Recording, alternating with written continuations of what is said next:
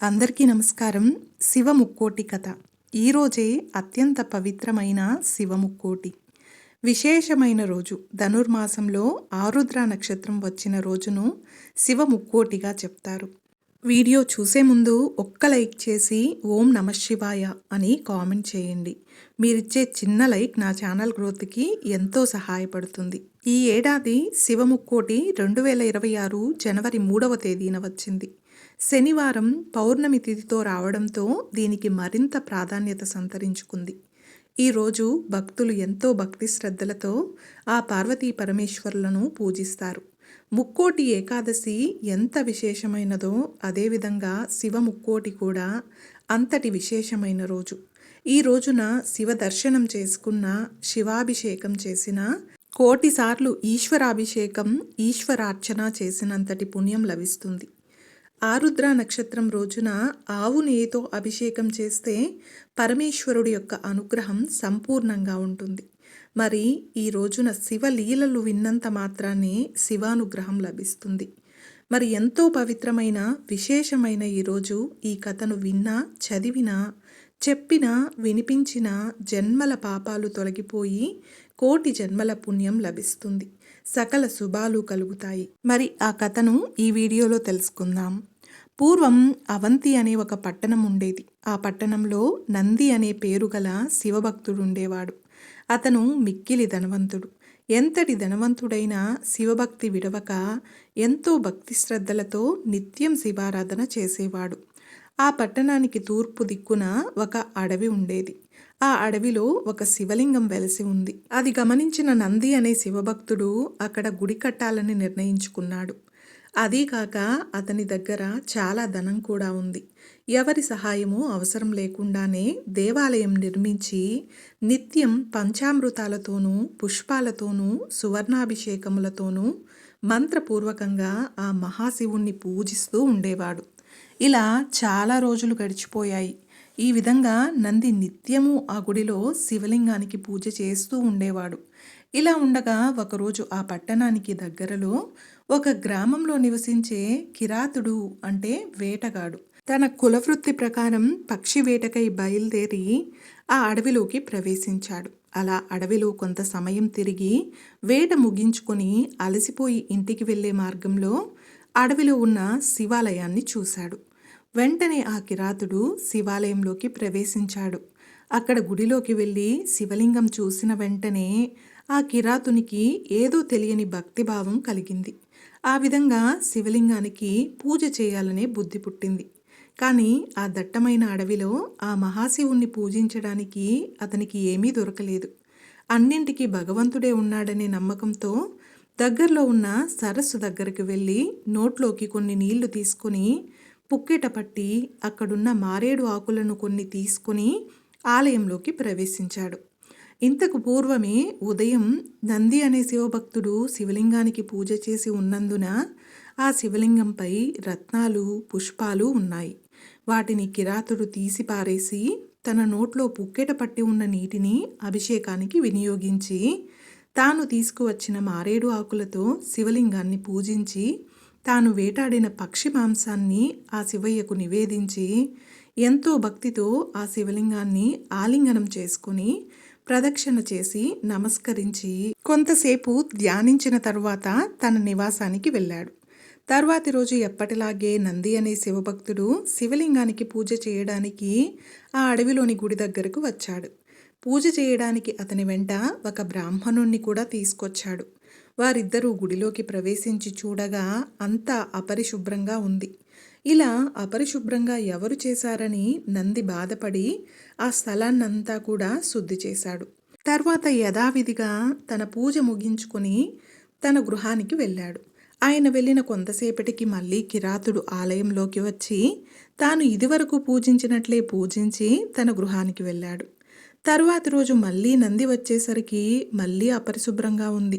ఇదంతా చూసిన నంది ఎంతో బాధపడి తనతో వచ్చిన బ్రాహ్మణునితో చర్చించి ప్రతిరోజు ఇలా చేస్తే కష్టమని గుడిని ఎవరో కావాలని అపరిశుభ్రం చేస్తున్నారని తలచి గుడిలో ఉన్న శివలింగాన్ని నంది నెత్తిన పెట్టుకుని తన గృహానికి తీసుకుపోయి తన ఇంటి యందే పూజలు చేయడం మొదలుపెట్టాడు.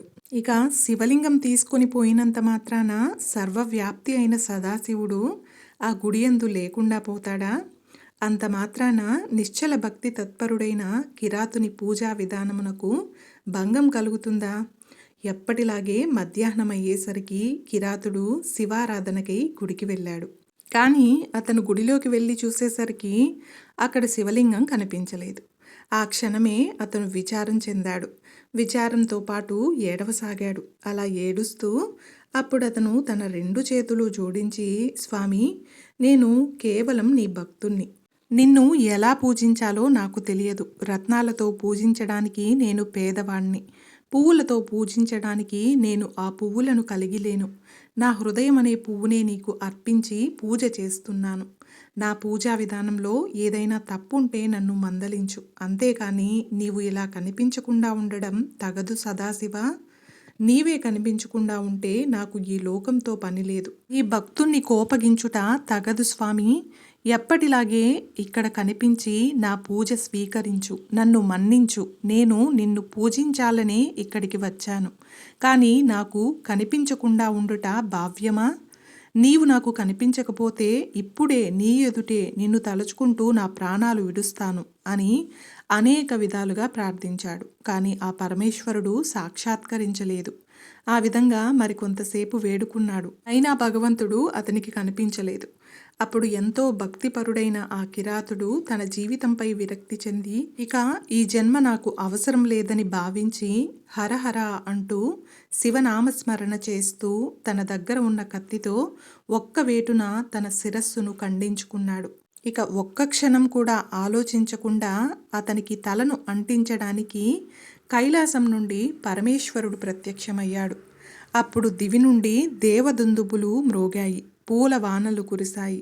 బ్రహ్మాది దేవతలు మహేశ్వరుణ్ణి కీర్తించారు. నారదుడు శివగీతమును పాడుతూ నృత్యం చేస్తూ వచ్చాడు. ఈ విధంగా ప్రకృతి అంతా కూడా ఎంతో రమణీయంగా మారింది. అంతటా శివ ప్రేరితుడైన నంది భక్త శిఖామణి అయిన కిరాతుణ్ణి దర్శించేందుకై అన్నట్లు గుడిలోకి ప్రవేశించాడు. అతను గుడిలోకి రాగానే పరమేశ్వరుని ముందు చేతులు కట్టుకొని నిల్చున్న కిరాతుడు అతడికి కనిపించాడు. మరుక్షణమే ఆ నంది తన వివేకానికి సిగ్గుపడి సదాశివుణ్ణి అనేకసార్లు భక్తితో ధ్యానించి భక్తగ్రేసరుడైన కిరాతుణ్ణి కౌగలించుకొని, అన్నా, నీ మూలంగా నా జన్మ తరించింది. ఇదివరకు కేవలం నిన్ను మూర్ఖునిగా అనుకున్నాను. నన్ను క్షమించు. అసలు నిజమైన భక్తుడివి అంటే నీవే అని కీర్తించాడు. అప్పుడు మహాశివుడు నందిని చూసి, ఓయి భక్తనంది, నీవు కూడా నాకు నచ్చిన వాడివే. మీరిద్దరూ సూర్యచంద్రులు ఉన్నంత వరకు నా వద్దనే ఉండెదరని పలికి ఆ మహాశివుడు వారి ఇద్దరినీ తీసుకుని కైలాసానికి వెళ్ళాడు. కాబట్టి భగవంతుణ్ణి పూజించడానికి జాతి మత భేదాలు ఉండవు. పూజా సామాగ్రి, రత్నాలు, పువ్వులు ముఖ్యం కాదు. నిర్మలమైన భక్తితో నిశ్చలమైన మనస్సుతో పూజిస్తే ఆ మహాశివుడు ప్రసన్నుడవుతాడు. సాధారణంగా శివారాధన లింగ రూపంలో చేసుకుంటూ ఉంటాం. కానీ ఈ శివముక్కోటి రోజున మాత్రం శివ తాండవ రూపాన్ని ఆరాధిస్తాం. అంటే నటరాజస్వామిని ఆరాధిస్తాము.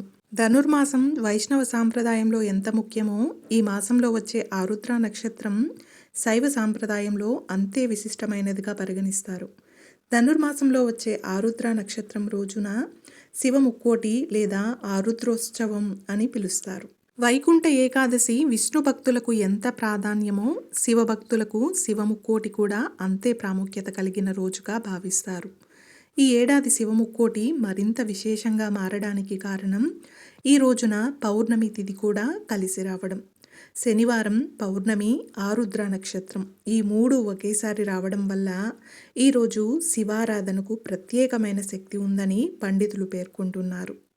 శివుడిని ఆరాధించడానికి ఇది అత్యంత అనుకూలమైన రోజు అని చెప్తారు.